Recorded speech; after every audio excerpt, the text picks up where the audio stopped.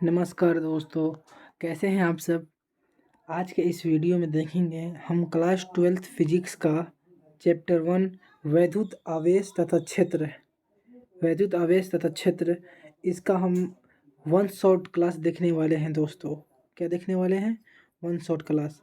आज ये मेरी पहली वीडियो है, इसके लिए आप इस वीडियो को बहुत ही ज़्यादा से ज़्यादा शेयर करेंगे और इसके लिए मैं आपका तहे दिल से आभारी रहूँगा।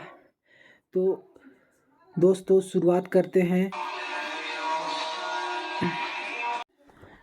तो दोस्तों 12th क्लास के फिजिक्स का चैप्टर 1 जो है वैद्युत आवेश तथा क्षेत्र है। इसको जैसे हम देख रहे हैं, वैद्युत आवेश तथा क्षेत्र, इलेक्ट्रिक चार्ज एंड फील्ड, इसको हम वन शॉट क्लास में कवर करेंगे।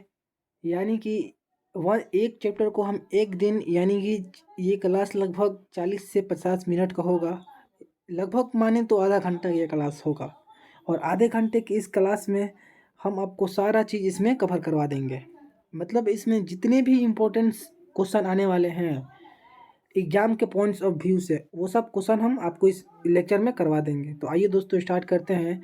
स्टार्ट करने से पहले एक मोटिवेशन को देख लें कि छोटे कदम ही बड़े मंजिलों की ओर ले जाते हैं। छोटे कदम ही बड़ी मंजिलों की ओर ले जाते हैं। तो दोस्तों हमेशा अपना जो है ज़िंदगी का लक्ष्य बड़ा बनाना चाहिए और छोटे से शुरुआत करना चाहिए। तो चलते हैं दोस्तों आज के इस सेशन में। हम सभी जानते हैं दोस्तों कि आज ये वन शॉट क्लास है और फिजिक्स का क्लास 12th फिजिक्स का चैप्टर 1 है। 12th फिजिक्स से बता दें दोस्तों, 12th फिजिक्स का चैप्टर 1 का क्लास है। ये चैप्टर 1 का क्लास है। तो मेरे दोस्तों आइए अब स्टार्ट करते हैं।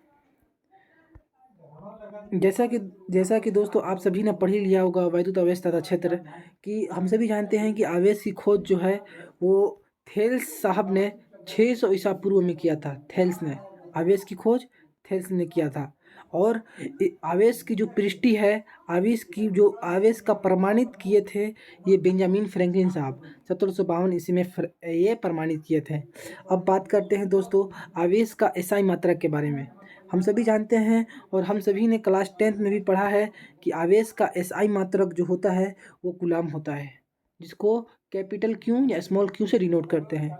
और आवेश का सीजीएस मात्रक स्टेट कूलाम होता है या फ्रैंकलिन होता है। आवेश का एमकेएस मात्रक एम्पियर सेकेंड होता है दोस्तों, और इसका वीमा डायमेंशन 80 होता है। डायमेंशन के लिए दोस्तों एक अलग से वीडियो हम आपको लाएंगे जिसमें डायमेंशन से रिलेटेड आपको सारे चीज़ों के बारे में जानकारी देंगे।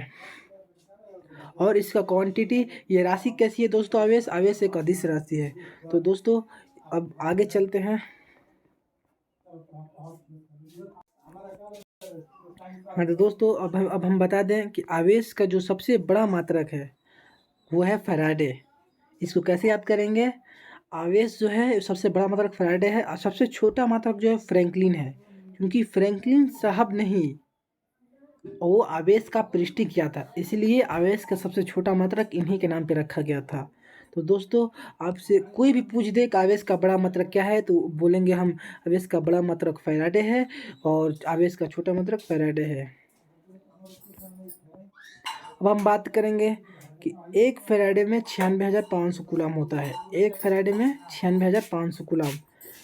और समान आवेश यानी कि पॉजिटिव समान आवेश एक दूसरे को प्रतिकर्षित करते हैं।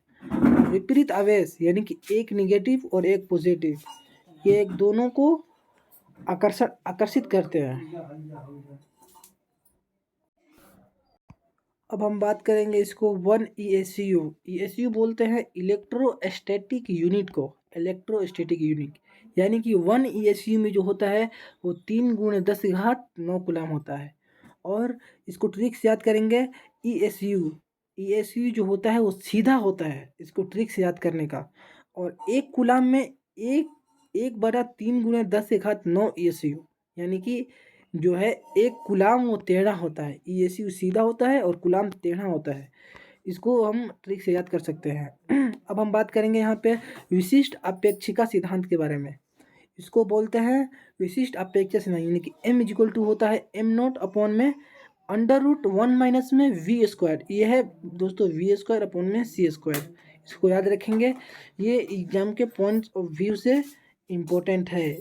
इस बार 2025 के एग्जाम में आने के इसके चांसेस बढ़ जाती है। अब हम बात करते हैं आवेश का क्वांटीकरण के बारे में।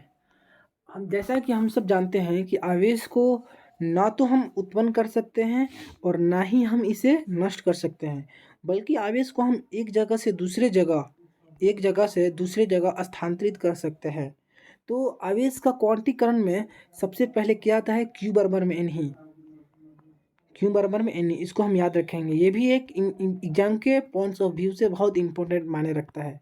अब हम बात करेंगे यहाँ पे इलेक्ट्रॉन पर आवेश। अब देखते हैं हम इलेक्ट्रॉन पर आवेश कितना होता है दोस्तों, माइनस में 1.6। याद रखेंगे इसको एग्जाम के पॉइंट्स ऑफ व्यू से, या बहुत से गवर्नमेंट एग्जाम में पूछा गया क्वेश्चन कि इलेक्ट्रॉन पर कितना आवेश होता है, माइनस में 1.6 इंटू 10⁻⁻19 कूलम। और प्रोटॉन पर आवेश प्लस में 1.6 होता है दोस्तों। याद रखेंगे पी से प्रोटॉन होता है, पी से पॉजिटिव होगा, ठीक, इसीलिए प्रोटॉन पर पॉजिटिव आवेश रहता है, इसको हम याद रखेंगे। अल्फा कण पर आवेश, ये इसको वीवीआई है, 2025 के बोर्ड के एग्जाम के दृष्टि से ये वीवीआई मायने रखता है। इसको याद रखेंगे कि अल्फा कण पर आवेश जो होता है 3.2 इंटू में 10⁻⁻19 कूलम, और 1 कूलम आवेश में 6.25 × 10⁻18 इलेक्ट्रॉन होते हैं। अब दोस्तों आएंगे वैद्युत आवेश तथा क्षेत्र। इस चैप्टर का सबसे मोस्ट इम्पोर्टेंट, बोले तो most important IMP, most VVI topic है ये कूलम का नियम। अब जिसने कूलम का नियम पढ़ा है वो एग्जाम में आना ही आना है, कूलम का नियम जो है एग्जाम में आना ही आना है इसको, इसीलिए दोस्तों इसको हमेशा तैयार करके रखना है कूलम के नियम को। आइए देखते हैं कूलम ने अपना नियम क्या दिया था। कूलम साहब ने कहा था कि प्रकृति में सभी आवेशित वस्तुओं के मध्य लगने वाला बल को हम वैद्युत बल कहते हैं, ठीक।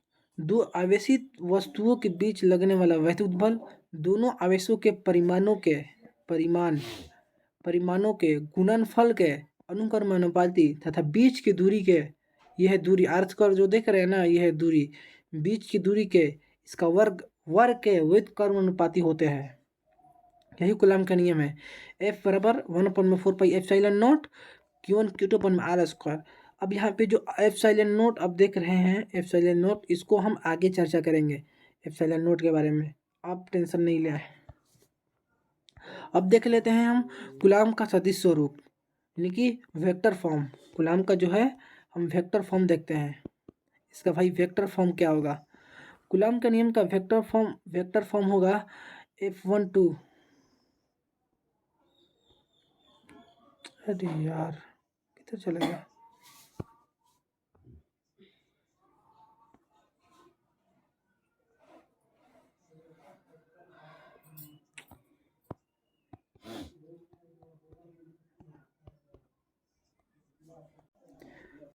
हाँ तो दोस्तों हम बता रहे थे आपका कूलम के नियम के वेक्टर फॉर्म यानी कि सदिश स्वरूप।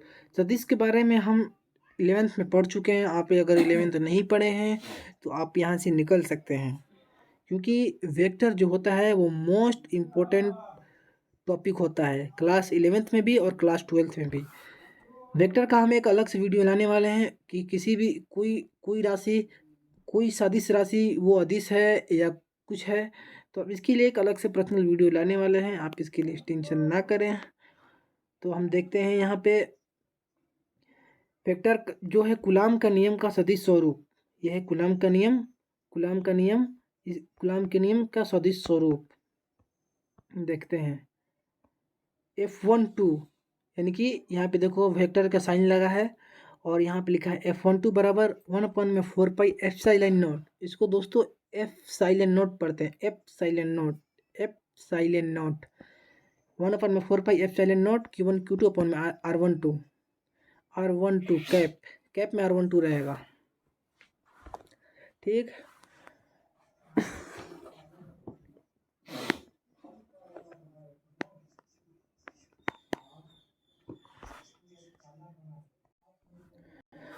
अब देखते हैं यहाँ पे हम लोगों ने पढ़ा था कूलाम का नियम, यानी कि F बराबर पढ़ा था क्या, वन अपॉन में 4 pi epsilon not Q1 Q2 upon में R², ये पढ़ा था। अब इसके बाद एक मिनट, अब इसका मान 1/4 पाई एप्सिलॉन नॉट का मान होता है, आंकिक मान होता है, न्यूमेरिकल वैल्यू 9 × 10⁻⁹। ये एग्जाम के पॉइंट्स ऑफ व्यू से वीवीआई है,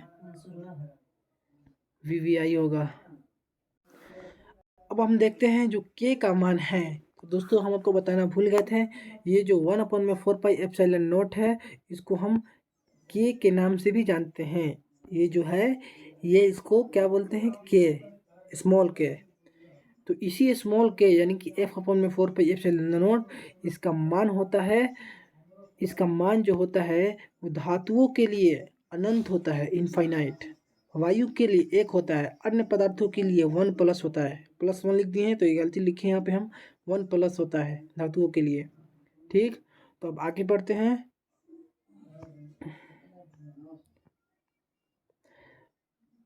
हाँ तो दोस्तों हम आपको जैसे बताए थे कि जो है एप्सिलॉन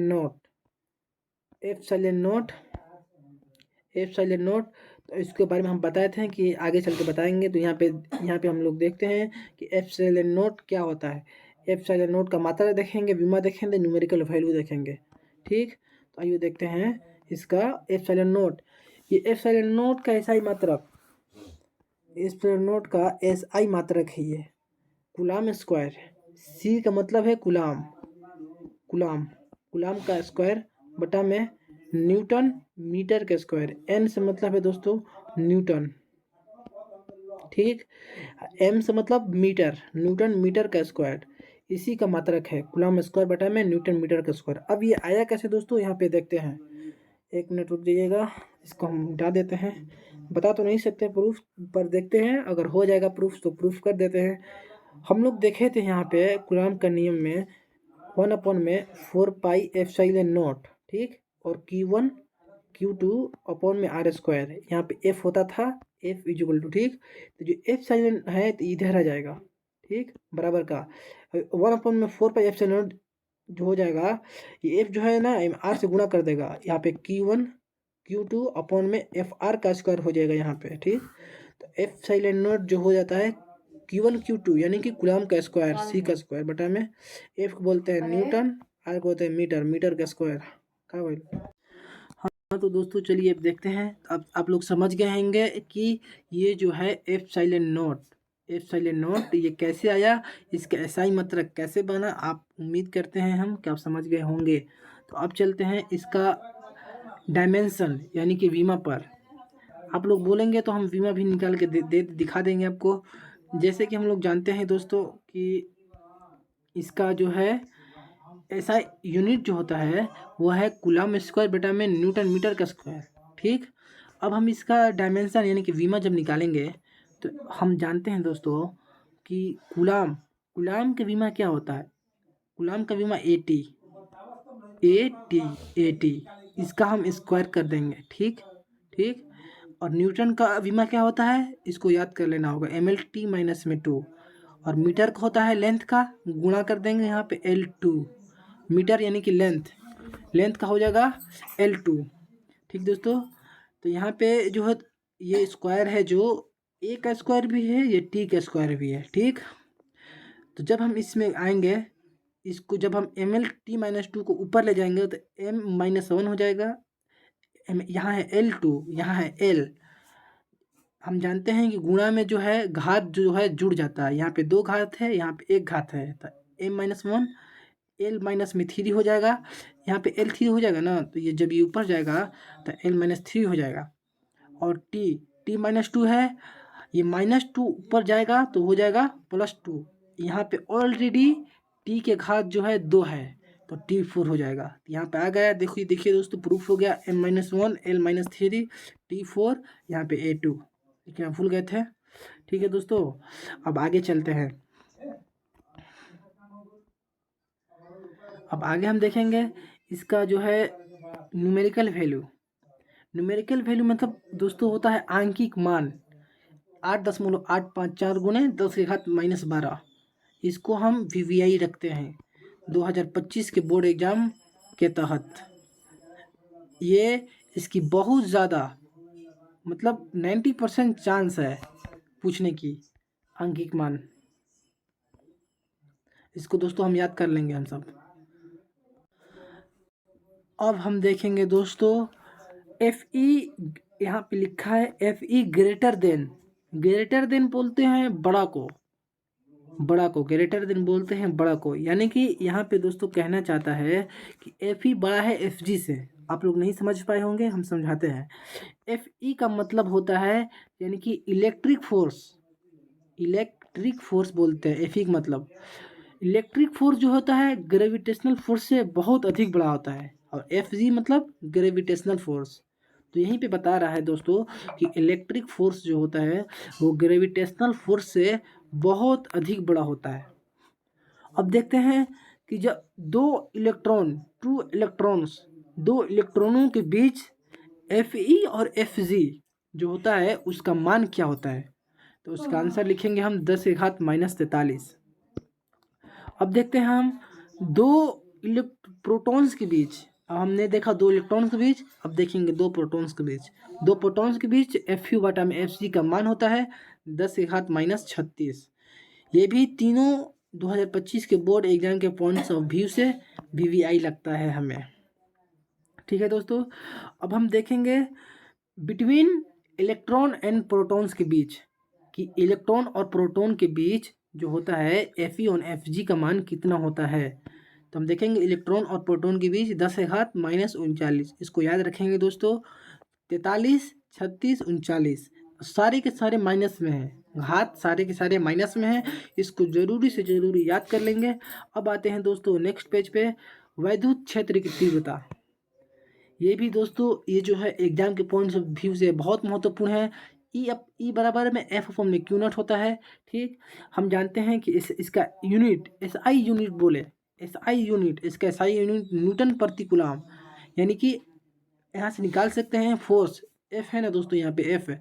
एफ का मात्रक यानी एफ है यहाँ पे फोर्स कहलाता है। फोर्स का मात्रक न्यूटन होता है और क्यू का मात्रक होता है कूलम। तो यहाँ पे आ गया न्यूटन प्रति कूलम इसके सही मात्रक। और इसकी डायमेंशन, इसकी जो वीमा है उसको हम निकाल के दिखाते हैं यहाँ आप लोगों को। वीमा देखिए न्यूटन का हो जाएगा mL/T-2। और जो है कि आवेश क्यू नोट यानी कि आवेश वीमा हो जाएगा 80।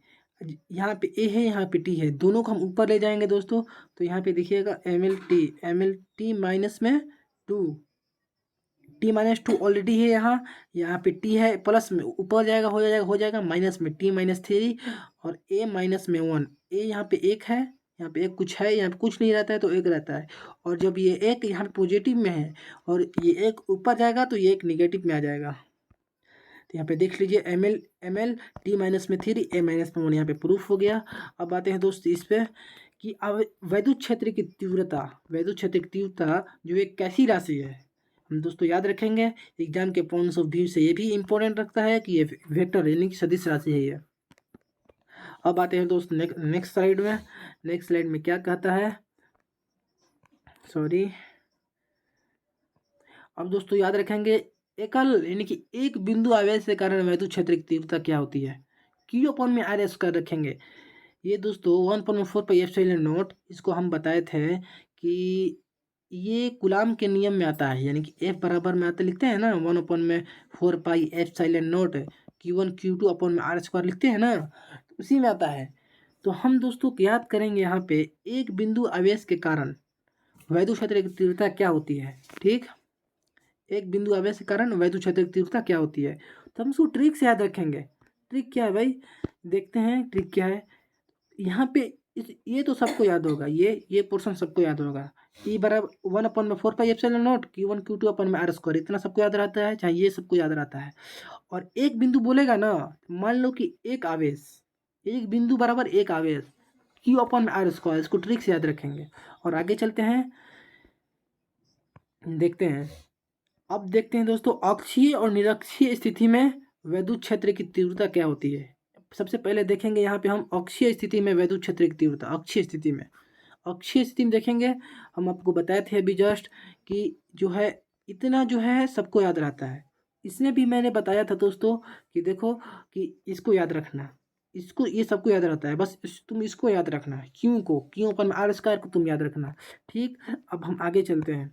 अब हम आगे आएंगे तो देखेंगे कि वैद्युत द्विध्रुव के कारण अक्षीय स्थिति में यानी कि जो अच्छा रहता है, जो शख्स अच्छा रहता है, ठीक, वो 2p लेता है। ठीक, वो बुरे लोगों से 2 कदम आगे रहता है। ठीक, 2 कदम यानी कि 2p, याद रखना। जो अच्छे लोग होते हैं वो बुरे लोगों से 2 कदम आगे होते हैं। ये ट्रिक है दोस्तों, ठीक ना, इसको ट्रिक से याद रखेंगे। 2 कदम आगे रहते हैं, 2p अपॉन में RQ, इसको अक्षीय के लिए याद रखेंगे।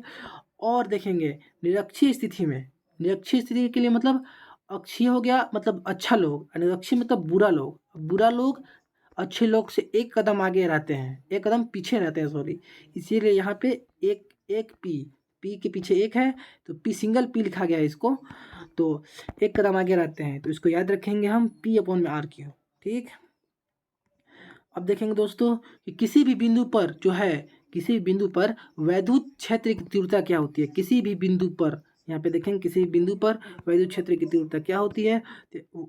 1/4πε0, ये सबको याद रहता है, 1/4πε0।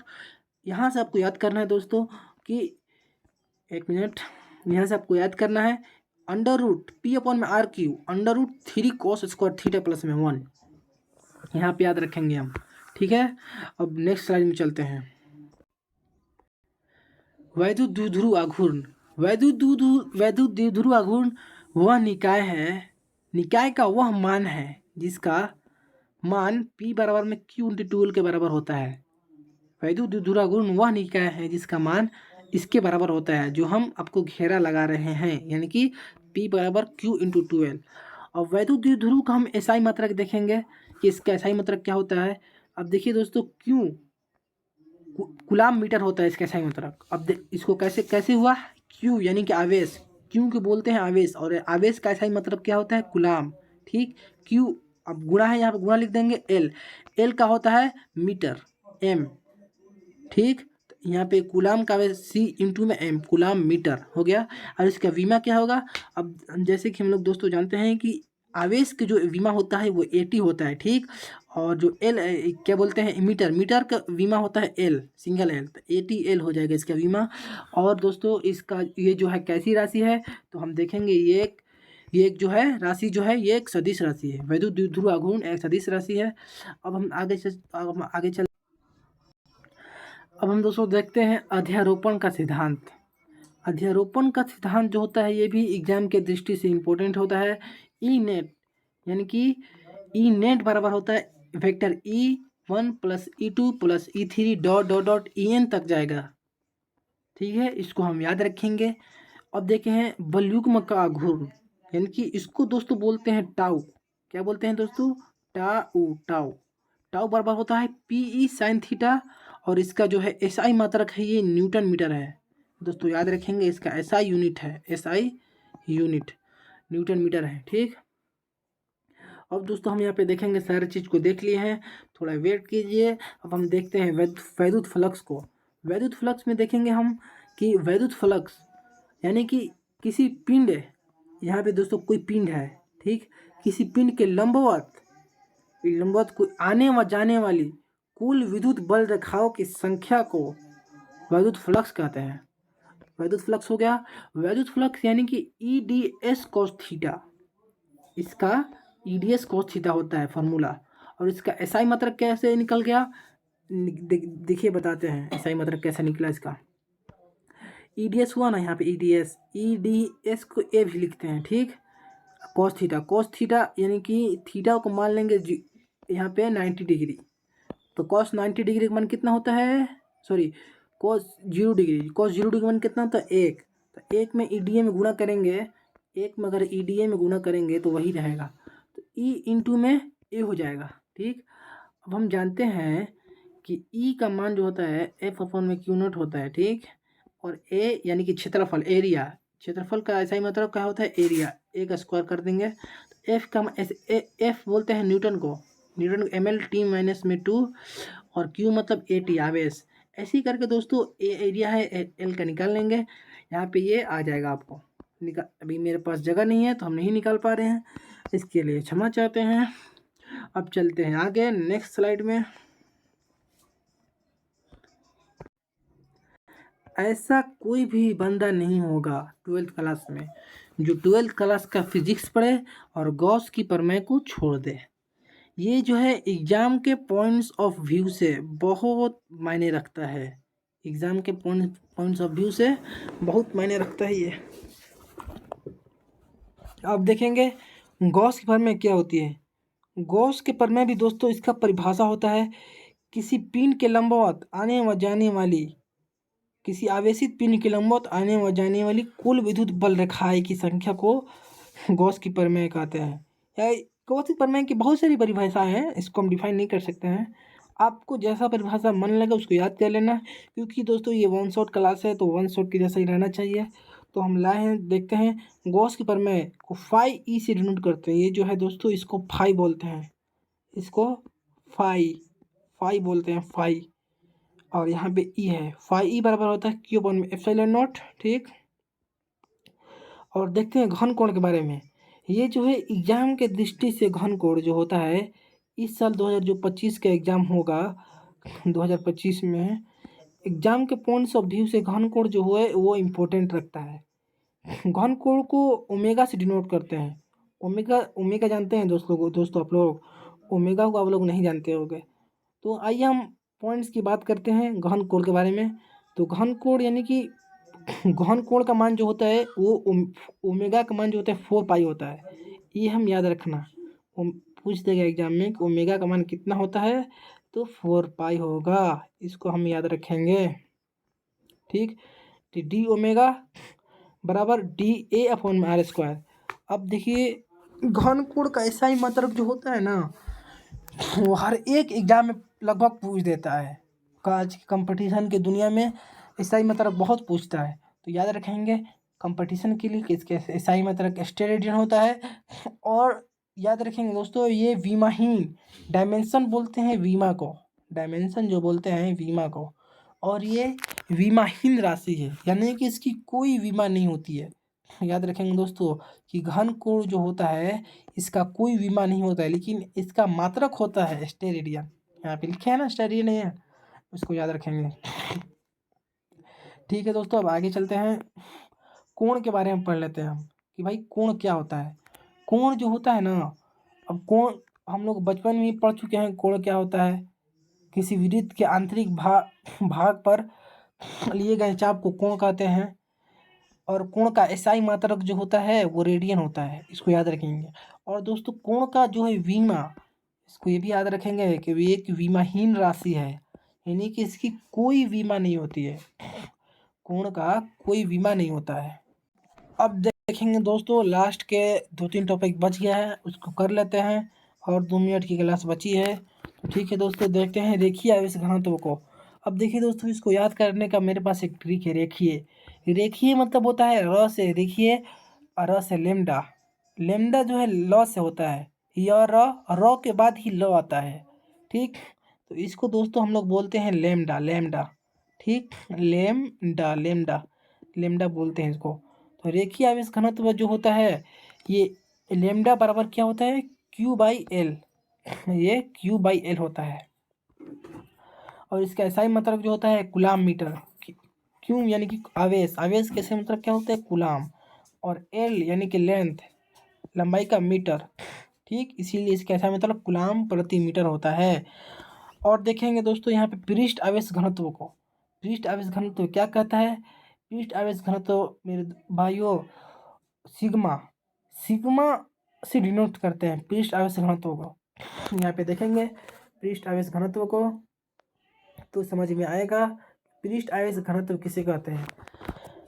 किसी चालक पृष्ठ आवेश घनत्व को हम परिभाषा बोल देते हैं कि किसी चालक के प्रति एकांक क्षेत्रफल से प्रवाहित होने वाले आवेश को पृष्ठ आवेश घनत्व कहते हैं। इसको नोट कर लेंगे दोस्तों। और इसका एसआई मात्रक होता है कूलाम मीटर का स्क्वायर। अब मीटर का स्क्वायर कैसे हो गया दोस्तों, यहाँ पे देखेंगे मीटर का स्क्वायर आप लोग पूछ रहे होंगे कैसे हो गया होगा। कूलाम का तो हम जानते हैं, क्यों आवेश, क्यों बोलते हैं आवेश को, आवेश का हम जानते हैं कूलाम होता है, यहाँ पे कूलाम लिख लिया है। और एरिया, एरिया नहीं क्षेत्रफल, क्षेत्रफल का होता है मीटर, ऐसा ही मतलब मीटर, तो मीटर यहाँ पे मीटर का स्क्वायर हो जाएगा, बात खत्म है यहाँ पे। और इसका विमा निकालेंगे ATL-2, आसान है, बहुत आसान है दोस्तों। अब हम देखेंगे यहाँ पे आयतन आवेश घनत्व को। आयतन आवेश घनत्व यानी कि रो, इसको दोस्तों क्या बोलते हैं, इसको ऐसे पढ़ा जाता है रो, रो RHO, रो, रो बोलते हैं रो, इसको रो बोलते हैं। तो रो बराबर क्या होता है, Q/V, यानी कि प्रत्येकांक आयतन में उपस्थित कुल आवेश की मात्रा को आयतन आवेश घनत्व कहते हैं। और दोस्तों इसका ऐसा ही मतलब कूलाम प्रति मीटर क्यूब होता है, उसकी विमा ATL-3 होता है। ठीक है दोस्तों, अब नेक्स्ट पेज में पढ़ते हैं। बस एक लास्ट टॉपिक बच गया है कि अनंत लंबाई, यहाँ पे देखेंगे दोस्तों कि अनंत लंबाई के कारण सीधे ये अनंत लंबाई, अनंत लंबाई जो है इनफाइनाइट है, निकट वैद्युत क्षेत्र की तीव्रता, अनंत लंबाई की इसके निकट वैद्युत क्षेत्र की तीव्रता क्या होगी। तो दोस्तों यहाँ पे याद रखेंगे कि E बराबर 1/2πε0, यहाँ पे ध्यान रखेंगे दोस्तों, λ/r होता है। ठीक है, तो और इसका ऐसा ही मात्रक याद रखेंगे, न्यूटन प्रति कूलाम। ठीक, तो दोस्तों इसका एक और होता है, इसी को घुमा देता है एग्जाम में, इसको घुमा कैसे लिख देता है, λ/, ये लेमडा और 1 में गुणा करेंगे तो लेमडा हो जाएगा, अपॉन 2πε0r लिख देता है। तो आपको दोस्तों इसमें हिचकिचाना नहीं है, नहीं घबराना है। तो आज के लिए इतना ही दोस्तों, thank you, thanks for watching my